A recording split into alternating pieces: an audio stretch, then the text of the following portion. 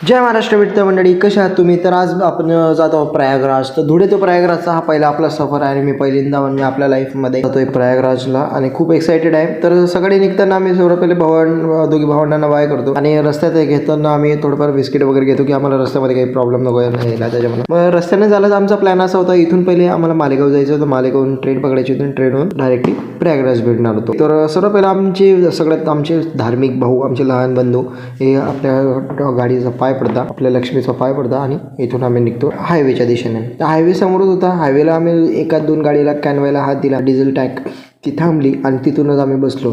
मग काय थोडं ते काकांशी बोलत बोलत आम्ही त्यांनी गरज काय आमच्या 2-3 गोष्टी सांगितल्या की काय आमचा ओळख परिचय दिला. मग त्यांनी सांगितलं की आमचे बाबा पण टँकर चालवायचे त्यांच्या वेळेस, तर त्यांनी 2-3 गोष्टी सांगितल्या. तर मंडळी विषय असा तर त्यांनी त्यांच्या व्यवसायाविषयी बऱ्याचशा गोष्टी सांगितल्या.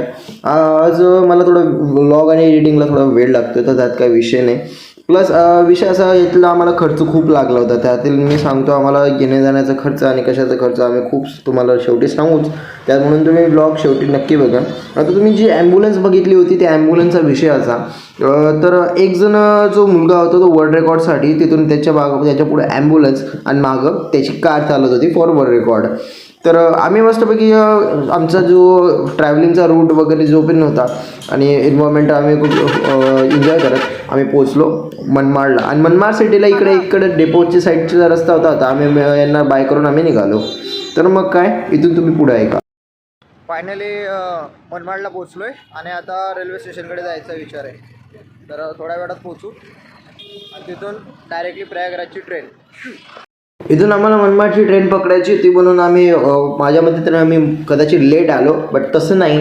तर आम्ही जसं पोचत होतो तर पोचल्याने आम्ही सर्व पहिले एक्सिलेटरवर चढलो आणि एक्सिलेटर चढल्यावर आमची मजाक मस्ती चालू होती. आणि भाऊ थोडंसं कॉन्शियस होता की पुढं काय होणार नाही होणार, तर त्यासाठी थोडं कॉन्शियस आणि एक्साइटेड पण. स्टार्टिंगला विचार होता की ट्रेनचं तिकीट काढायचं कुठं, तो मोठा विचार होता. तर आम्ही सर्वात पहिले ट्रेनचं तिकीट फाईट केला. स्टेशनला पोचलो आहे, पण आता तिकीट वगैरे काढायचं, पण तिकीट कुठं काढून तेच कळेना. बघू तिकीट काढण्यासाठी कुठं जावं लागेल.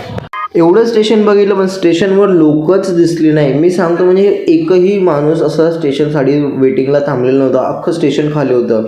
मग मी जे व्हिडिओजमध्ये बघितलं होतं ते काय होतं तेच मला प्रश्न पडला. तर बघितलं तर काय आम्ही मग लगेच ट्रेनचं तिकीट काढायला निघालो. ट्रेनचं तिकीट काढायला गेलो तर भावाने तिकीट काढली.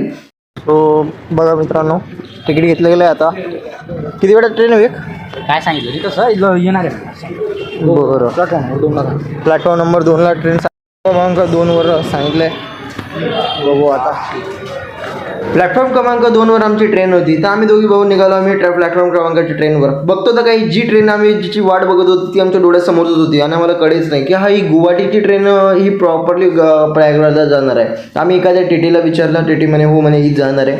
आम्ही बसलो दोघी भाऊ आणि आम्हाला विशेष म्हणजे जेवढा आम्ही विचार केला होता काही ना काही तेच निघालं. म्हणजे सोप्या भाषेत आम्हाला जागा भेटली नाही. ती म्हणजे बसायला जागा भेटली नाही. आम्ही केव्हांचे उभेच जाऊ होतो.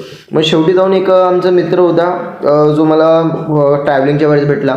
तर आम्ही जो एक काठीचं म्हणजे रेल्वेचं गेट राहतं जिथं म्हणजे एंट्री वगैरे होते, दरवाजा होते, तर त्या ठिकाणी आम्ही म्हणजे 5 ते 6 घंटे आम्ही उभे राहिलो.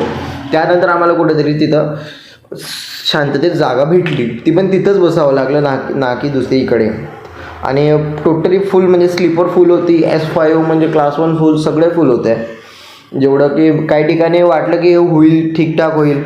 मग काय आपण फिल्मी शॉटसाठी आलो, फिल्मी शॉट वगैरे घेतला आणि फिल्मी शॉट नंतर मग ट्रेन थांबली. ट्रेनचा प्रॉब्लेम असा होता की टायर पंक्चरच झाला होता.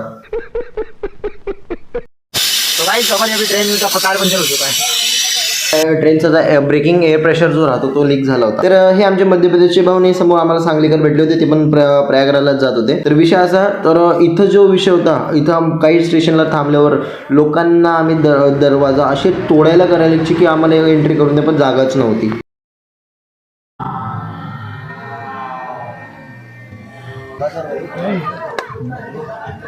मित्रांनो उद्या जंक्शनला पोहोचले. माझा अवतार पुरा खराब आहे बाबा. आणि आमचे सांगलीकर दादा पुढे सकाळचे 4 वाजता आहे, 4-5 वाजत असतील. बघू आता. यावेळेस ट्रेन खूप लेट झाली आणि रेल्वे स्टेशनची जी आपली ट्रेन होती जी गुवाहाटीपर्यंत जाणार होती ती काहीतरी अर्धा एक घंटा लेट होती, तर त्यामुळे आम्हाला खूप बराचसा त्रास झाला. तर जसं जे उतरतो तर आम्ही प्रत्येक जागेवर पोलिस, सिक्युरिटी, SRPFचे जवान खूपच जास्त होते. आम्ही बघतो तर काय खूपच जास्त एकदम एक नंबर रेल्वे स्टेशन सगळं साफसुथरं होतं. बेकार थंडी आहे, बेकार. इकडं म्हणजे आपलं खानदेश आणि इकडं बेकार बेकार काम आहे बाबा. खानदेश, धुळे, तो गरम बेकार विषय होऊन गेला. तिकडं अर्धा वेळ थंडी, अर्धा वेळ गरम, बेकार विषय. इकडं थंडी कशी तरी जास्त असल्यामुळे आम्ही मग 4 जण थांबलो आणि एका ठिकाणी चहाच्या स्टॉलला थांबलो आणि बसलो छानपैकी मस्तपैकी चहा प्यायला बसलो की काय विचार करायची की इथून आपलं प्रयागराज किती दूर असणार आहे. तर त्यामुळे आम्ही सर्वजण निघालो चहा पिल्यानंतर पायी, कारण की प्रत्येक माणसाला इथं चहा गाड्यांची सोय तेवढी उपलब्ध नव्हती. बट बाकीच्या ठिकाणी सिक्युरिटीवर सगळ्यात जास्त फोर्स केलेला होता. रेल्वे स्टेशनच्या बाहेर SRPF, CRPFचे सगळे जवान वगैरे उभे होते. तिथून आम्ही निघालो आणि डायरेक्टली याला घेत गेलो. तिथे सर्वात महत्त्वाची गोष्ट सांगायची गेली तुम्हाला, गाड्या सगळ्या, रिक्षा वगैरे सगळ्या बुक होत्या. रेल्वेच्या नंतर निघाल्यानंतर तुम्हाला मोटरसायकल इत्यादी सुद्धा बुक होत्या. ते इथून आम्ही लगेच भिडतो, गाडीत बसतो आणि डायरेक्टली पोहोचतो महाकुंभला. महाकुंभला जसे आम्ही महाकुंभच्या भागात आम्ही एंटर करतो तर बघतो काय जागेवर लोकांनी इतकी गर्दी की पाय ठेवायला जागा नाही. तर मग इकडं आम्ही बघत होतो की इकडे एक जण बाटल्या किंवा काही पाण्याच्या बाटल्या विकत होता. तर काही जण इकडून जे जल म्हणजे गंगा जल आणि अमृत जल ते आम्ही सगळेजण घेऊन जातात. त्याच्यामुळे एका बाटलीची किंमत 100 रुपयाच्या आसपास लावली आहे. तर आम्ही इथं पोहोचलो आणि इथला सनसेट वगैरे प्रॉपर एन्जॉय केला. जिथं बघू तिथपर्यंत एकदम बेस्ट लोकेशन सारखं वाटत होतं.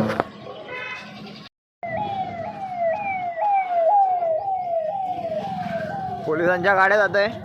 पोलीस आणि आपले योगी बाबांची कशी तरी जाम सुरक्षा दिलेली आहे, म्हणजे नेक्स्ट लेवल सुरक्षा आहे. प्रत्येकाचा एक विचार केला जातो आहे. पार्किंगसाठी काही जागा आणि महत्त्वाचं म्हणायला गेलं तर पहिलेपेक्षा जे लॉजचे रेट आहेत ते म्हणजे जर समजा 500 रुपये एका लॉजचा रेट असेल तो काहीतरी 1,500 ते 2,000 रुपये करून ठेवलेला आहे.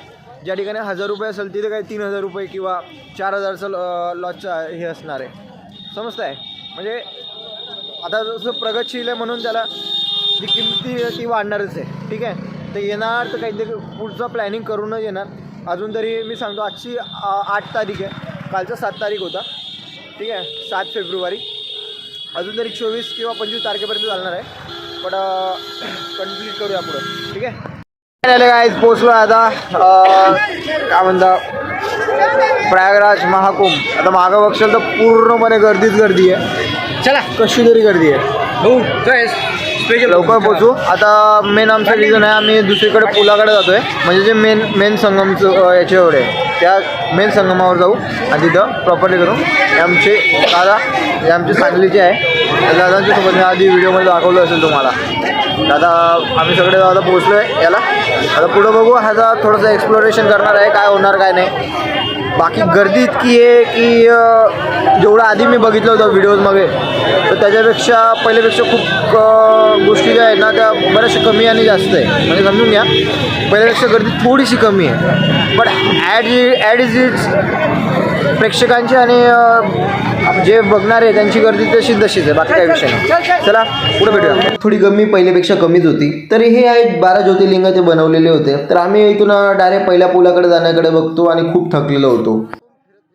महाकुंभ फिरून आलो. अर्ध महाकुंभ म्हणजे 2 पट आहे. एक 2 पार्टमध्ये आम्ही फिरून येण्यासाठी एक पूल आहे, त्या पुलावरनं जातो आहे आणि पुलावरनं जाऊन प्रॉपरली हा पूल आम्ही क्रॉस करून तिकडच्या तटाकडे जाणार.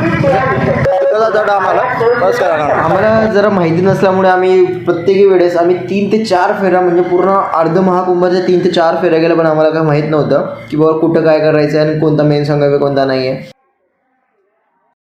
ते डायरेक्टली तिथपर्यंत आणि आम्ही सगळे थकलो आहे. मी तरी थोडंफार खाल्लं आहे, बाकीच्यांनी पण हलकं फुलकं अन्न खाऊन पूर्ण थकलेलं आम्ही, नाहीतर बेकार विषय होता. चिल करवलं आहे, जेवण वगैरे चालू आहे. 11%. इतके अक्षरशः पाय आमचे दमलेले होते, इतके थकलो होतो आम्ही की आम्हाला एका ठिकाणी बसायची खूपच गरज होती. तर आम्ही एका ठिकाणी मस्तपैकी आराम केला छानपणे. यांनी थोडा नाश्ता आणि जेवण केला आणि इथून आम्ही परत उठलो. पण तरी पण आमचे पाय दुखणं काही बंद नव्हतं. तर बघतो तर काही इथं सगळ्या देशांचे म्हणजे पूर्ण आपला जेवढा आशिया खंड आणि पूर्ण देश विदेश तिथपर्यंत सगळ्यांचे झेंडे वगैरे लावले होते. हा पाण्याकडचा एक तट आहे आणि हा जो आहे हा पाण्याचा दुसरा तट आहे. खूप लॉंग आहे भाई. सध्याला आम्ही इथे फोटोशूट वगैरे छान येते, मग काही मजा नाही आहे. आसमान एकदम क्लिअर आहे. आम्ही सगळ्यात बेकार थकलो यार.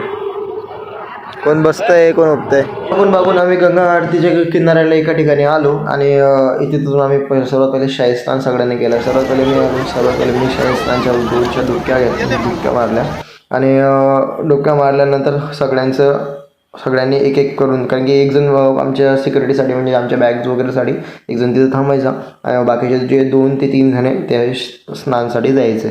तर असा आमचा प्रॉपरली ब्लॉग होता.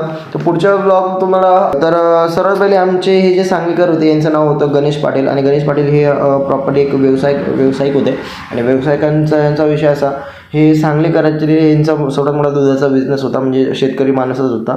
तर यांच्यासोबत जे यांचे मित्र होते त्यांचं नाव काहीतरी दादू म्हणून त्यांना म्हणायचे. तेव्हा मला काय पुढचं काय माहीत नाही, काय त्यांना त्याच्या मित्रता यांच्यामध्ये त्या काही म्हणायचे. तर सोबतच विषय असा, इथून आमचा ब्लॉग इथून कंप्लीट होतो. तर तुम्हाला ब्लॉग कसा वाटला, काय वाटलं ते तुम्ही कमेंट करून नक्की सांगा. पुढचा आपण भेटू पुढच्या याच्यात. तर तोपर्यंत जय महाराष्ट्र.